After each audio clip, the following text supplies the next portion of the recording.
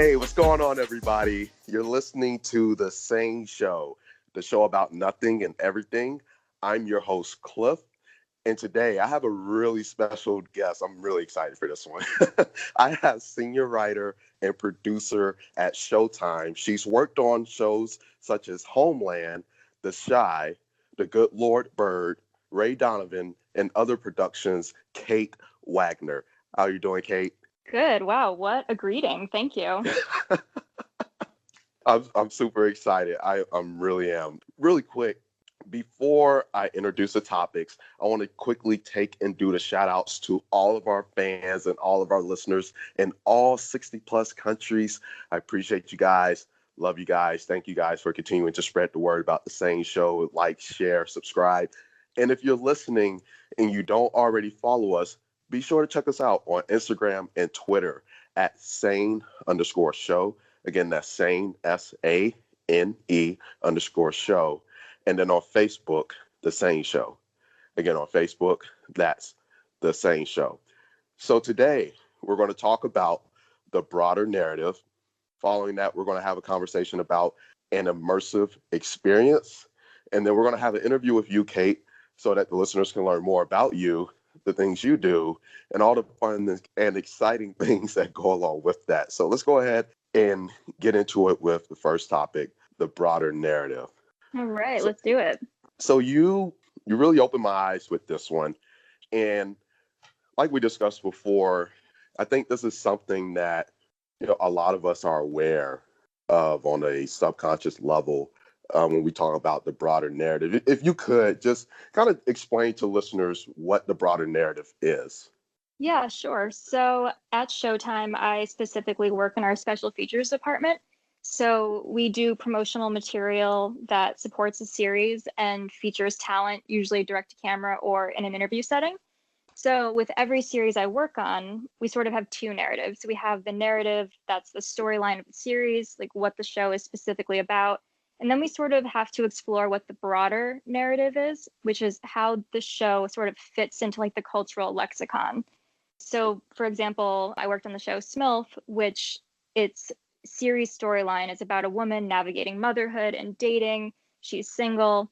And then more broadly, when you look at it and how this story sort of fits into the culture, it's a story of female empowerment told by a first-time filmmaker who also happens to be a single mother, sort of in the shadows of the 2016 election, when we have this president who gets elected, who sort of brags about assaulting women and oppressing women. So that's sort of a broader narrative than just what the show's about. Right. Thank you for that. And I think I'm so glad that you brought that to my attention, because one of the things I think about when it comes to the broader narrative is the fact that I think with certain shows, prime example, The Shy, I think it gives the show more meaning, or it can give a show more meaning when you're able to connect it to the broader narrative. Because, following my first conversation with you, I went around and even asked some people about, what are their thoughts on shows like The Shy and some of the others that you've worked on. And, one person said that after watching the video, it's like, that was exactly everything I said to you, Cliff, about what I think the show represents outside of the production itself. And so that's big, because now you're talking about cultural impact, obviously. And I take it that's the goal of the broader narrative. Would you agree with that, as far as the broader narrative is designed to make a bigger impact, obviously a bigger impact outside the show, but more of like a cultural impact? Yeah, definitely. I think that's it. And it's about sort of allowing viewers to see themselves in the show and to find different things they connect with. And I think what's often really special is there can be, multiple narratives, and there can be multiple sort of entry points for viewers depending on the series. And I know like The Shy has a bunch, and I think it's one of the best shows. I'm really a huge fan and psyched to get to work on it. That's really awesome. And I was thinking about it over the weekend, because I was watching Cuties on Netflix, and that was a movie that a lot of people, or I guess it garnered a lot of controversy because of all of the speculation about what the movie was designed to promote. And I honestly, if you ask me, I just think a lot of it was just misinformation. And at the end of the day, it's one of those things you have to sit down and you have to watch it for yourself. And I know for me, Sunday, that was exactly it. I'm like, okay, everybody's saying this. Wait, so I'm not familiar with it. What were people saying about it? And then how did you feel about it? So basically, people were saying that it was promoting pedophilia. Okay. It's basically a coming of age movie about this girl who's trying to find herself, and she gets involved with the wrong clique, and she's just trying to navigate her way. And for me, I watched it, and it was a thing of following the character, right, seeing what she's going through, and as you watch, you're understanding, and it's not all what people were making it out to be. And for me, really, I was focused on the broader narrative, right? What are they trying to convey in this movie? And it's a coming of age film. It's about a girl who's trying to find her way, and that she gets caught up with the wrong crowd and start doing some crazy things. There were some cringeworthy moments. And but when you think about the broader narrative about what the message that the producer and director was trying to get out to the audience, I think they did a good job of that. I mean, I gave it a 3 out of 5 stars because the production and the plot could have been better. But as far as the message that they were kind of trying to convey, got it. And I said, just for that reason alone, I felt like the movie was well worth the watch, just for that. And it made me think about things. Go ahead. Yeah, no, that's interesting. I mean, so one of the shows I was telling you about that I just wrapped on was The Good Lord Bird, which storyline is it's about a 13-year-old boy named Onion who sort of has a front seat to the abolitionist John Brown heading into the Civil War. And it's a really amazing limited series starring Ethan Hawke, but there are so many different interesting social commentaries that are a part of it.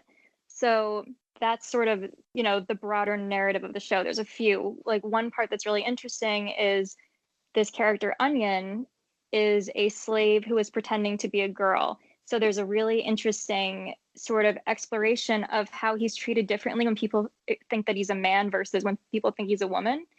And then there's also this really interesting juxtaposition with the character of John Brown, where he's a sort of fervent Christian and he's doing his best to get the wheels moving on freeing the enslaved population of America. But he's also using violence to get to this peaceful end. It's also like an interesting narrative of when is action okay if it's for a social good of like an oppressed people. I mean, there's a lot of really interesting larger stories, and it really fits right now into the conversation we're having as a culture. I just got a lot out of the little bit that you just shared. I think there were like a few different points in which I was like, okay, I see that. Okay, I see that. I see that too. So yeah, I think it's really cool how, again, something showing for, even the entire series, I don't know, like 12 hours worth, can speak such a louder message than what's being packed in those couple hours of content. And I got to give a compliment to you, as I was doing before the show, because even in the promotional pieces, I think a lot of that is conveyed. Again, we're talking about a couple minutes at that. So to be able to do that, it lends a greater voice to the content piece or the production itself, and then it speaks volumes to the creatives behind it, who are able to take just a little bit and make it into a lot. Yeah, and it just adds another layer when you're viewing to really think analytically about sort of where you're spending your time and what you're watching. Right. And I think it makes TV viewing more interesting. It does. It really does.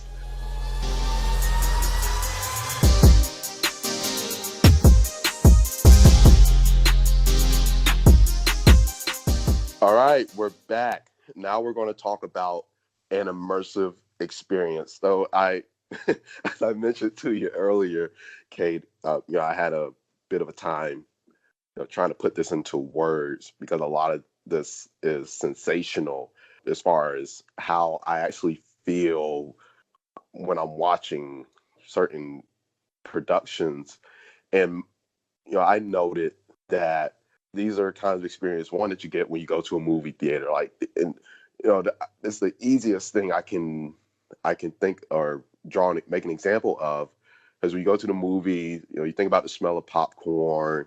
You're in a dark room, dim lighting, and you have this flick, and it's an entire experience in itself. But then when I think about being at home, the closest you get to that, and I think this is why these networks and streaming platform has excelled. I think about Showtime. I think about HBO. I think about Netflix. And I did a lot of research into, like, okay, why are these, what makes them so unique though? I mean, from someone that doesn't isn't really thinking into it like I am, it's easy to say, oh, where they're just making TV shows, another TV show, showing another movie, it's just at home. It's where it may not appear as special, but I think again on a subconscious level, like they're still getting that experience. And one of the things I've come to discover, and the only thing I could really say is why, is that it's the quality of the content. You watch shows on HBO and Showtime and on Netflix even, and the quality is there, the story is there, and it's almost like, I guess I can, now that I'm thinking about it, like when you watch a show and you're like really bummed out that it's over, either for the season or permanently, because it was such a great watch and it was an experience in itself. So I just want to get your thoughts on it, especially again, you're at Showtime, and you can speak to the productions there. So I would like to get your insight on it, as far as again, that immersive experience, and why is it that networks like Showtime, HBO, and a platform like Netflix are able to do that compared to other whether streaming providers or basic cable networks. Yeah, I mean, I think, we are a premium network. So, Mm-hmm. we strive to have really high quality content. And then on top of it, I mean, we have the luxury of not having to stop for ad breaks, which I think can really disrupt a story and a narrative. So this is a very natural way of telling a story. You're not having these breaks and sort of these moments that are artificially built to keep you on the edge of your toes until we're back from break. And so it feels natural and it really flows. And then also, Showtime really invests in its creators. And I think they have a really strong portfolio of people that we work with. And sort of like I was saying to you earlier, I think Showtime does a really great job. And I think a lot of these other networks do a great job of sort of having a theme that sort of runs with a lot of the programming. So, for example, Showtime likes to focus on sort of the family dynamic, whether given or chosen, and also these subversive characters. So there's like an extra layer that sort of hooks you in of going with a character that you really identify with, even though there may be parts of this character that are a little not quite on the up, like Dexter or Ray Donovan, all these people that may be good at heart but don't always make good choices. And I think a lot of people can resonate with these characters. That is that is very true. Like I was saying to you about characters like Ray Donovan and Dexter, where it's like, oh, like it's entertaining. I understand what I do. It's like it just feels wrong. Yeah, like why am I rooting for a serial killer? Yeah. But it's true. I think Dexter was really one of the first shows that like invited you in and asked audiences to root for a killer, and people did it. Like it's like something I saw going around on social media, or like people were sharing a post like, "Who's your favorite villain?" Everybody's throwing out because even when I think about that kind of stuff, like Joker or from Dark Knight, and Killmonger from Black Panther. So yeah, I totally get it.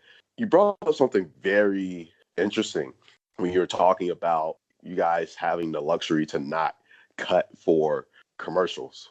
Right. And that is powerful, because I even think about, like, when you're watching a movie, even when I'm like watching Netflix, it may be a show, and it may be a show that airs on a basic cable network, which one you can tell where they were planning to cut for a commercial break. Right. But I just think about like the littlest things, like pausing the show or pausing a movie, and it's the most It's so annoying thing. disruptive. Yeah. Yeah, because it's like It takes you out of the experience. it does, and that is very powerful as far as taking, or really, I don't even want to say taking, interrupting the experience, because I think about, like, I was even thinking about, I shared a meme yesterday that was talking about, one of the most satisfying things is getting on your computer, a full plate of food, a Yeah. beer, you're ready to watch your favorite show or movie, and it's like, okay, do not disturb me. I'm about to have a full experience here. Yeah. And like a lot of people can relate to that, and that's very powerful, because I even think about, again, like when I'm watching The Shy and some of the other shows, like, yeah, like I love that, and that it allows you to be more in tune with the show is what I'll say. Definitely. And I mean, and that's what you were sort of saying before about the real benefit of a movie theater is you go in somewhere and it is an hour and a half uninterrupted in the darkness. You're not supposed to have your phone around, so you're not on multiple screens. Everybody's supposed to be quiet. And so this is, I mean, premium TV is, I think, as close as you're going to get to that experience. It's just sort of on yourself to make sure that you don't pick up your phone when you're home. But, Wow, I just had a light bulb moment. You literally just made something click. oh, I figured it out. I thank you for helping me figure it out, because again, like, I really didn't know how to put it into words, but I just put out there what I knew, or the best way to describe it, and then you just literally came behind me and said, the movie theater, you go in there, it's dark, no interruption, hour and a half long flick, uninterrupted, or with no, commercials or none of that crazy stuff. And so that's pretty much what an immersive experience is. Being able to watch something, not be distracted, and really get into it, whatever it is that you're watching. So thank you. yeah. Well, 7 years at Showtime. It sort of opens your eyes to these you know things. you know that way better than I do. I'm so glad you shared that, because now I'm sitting here taking mental notes. Just wait till I go back to my Yeah. writer.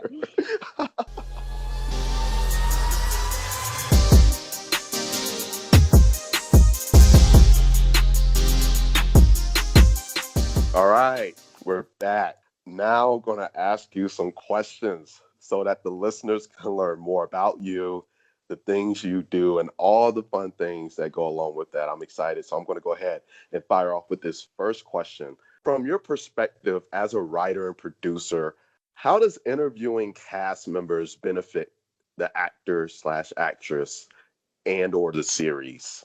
Well, I really think, as much as I want to say it benefits the actor or the actress, I really think it benefits the series. And it's sort of twofold. One being star power, of course.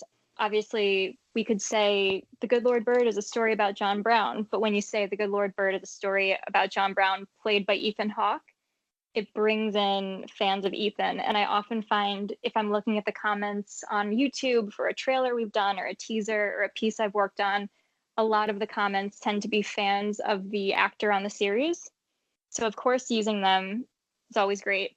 But then on top of it, on a deeper level, I find that interviewing the talent often lends a fresh perspective that maybe we didn't have or we didn't think of in the marketing department. So, for example, working on The Good Lord Bird, as I mentioned earlier on this podcast, it's a show about a young boy who's forced to pretend to be a girl who's riding with John Brown.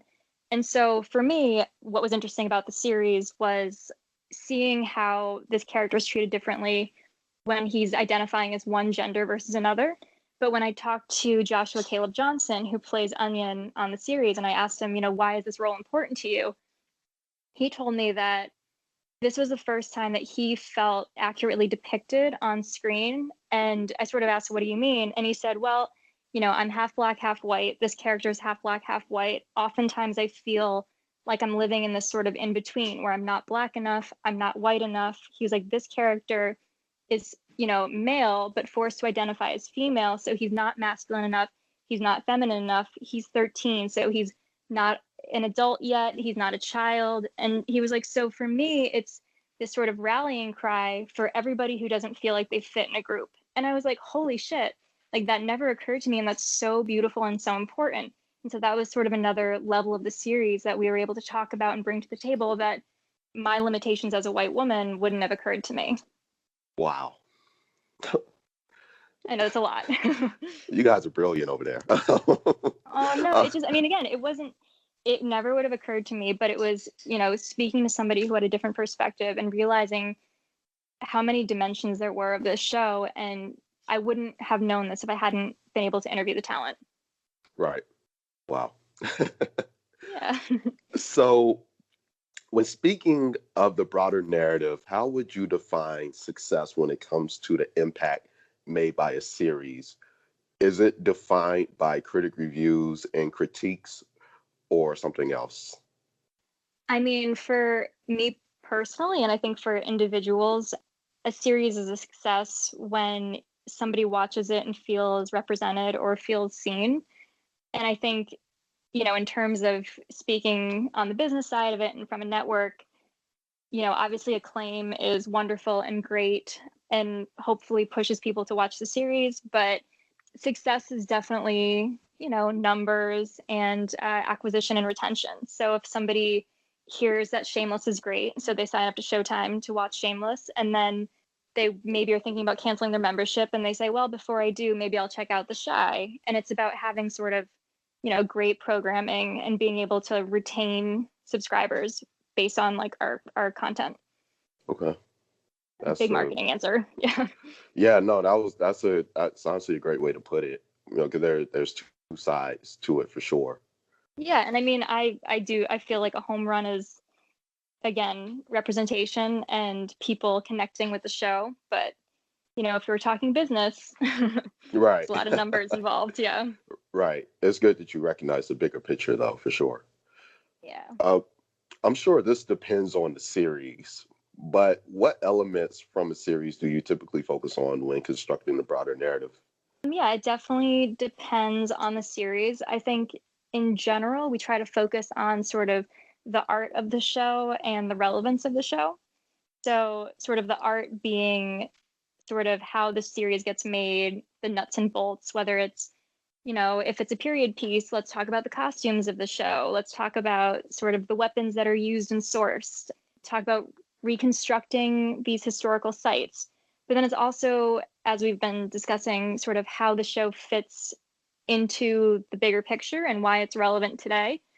I think Homeland is a really interesting example of every year before that show goes into production, the producers and some of the talent gets together with the actual CIA and they have sort of like a spy boot camp and they sort of ask, what keeps you up at night? And so these actual CIA members are, speaking to what they predict is going to be big down the road. And then we sort of take that and create a series and figure out how to fit the series into what's going on in our culture.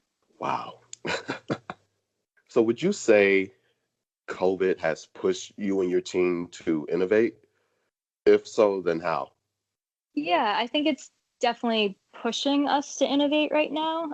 My job is largely tied to being on set with, different productions and traveling. And obviously, when COVID happened, everything sort of halted to a stop.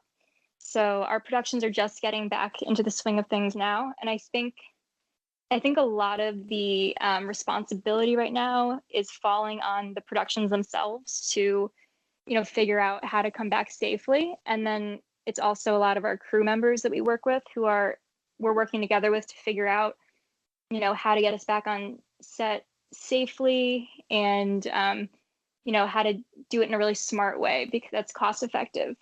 It's definitely really interesting, and we're exploring right now the best ways to go back. And since COVID, I've done a Zoom shoot, and we've done one remote shoot for Shameless, but it's definitely a work in progress at the moment. Awesome. I got to say, I really enjoyed having you on as a guest. Really enjoyed the conversation as well. definitely going to have to have you back on the show. Like I said, you really got my brain going. So, Yeah, it I was really nice chatting. yeah. Thank you for all the great content. Listeners, thank you guys for listening, and be sure if you haven't sign up for Showtime. Like I'm gonna Yeah. have to. This was so good. I'm gonna do this for you, Kate. So make sure you go sign up for Showtime. Check out The Shy. Check out The Good Lord Bird. Homeland. They're even bringing back Dexter for a limited run. Recently Yep. announced. You Gonna got be anything to good. add? No, I think you've covered it. Thank you again for having me. Yes, thank you. Thank you. Again, I really appreciate you taking time out of your schedule to take and come on the SANE Show. So thank you so much. Anytime. So you guys are listening to the SANE Show, the show about nothing and everything. And until next time, we're out.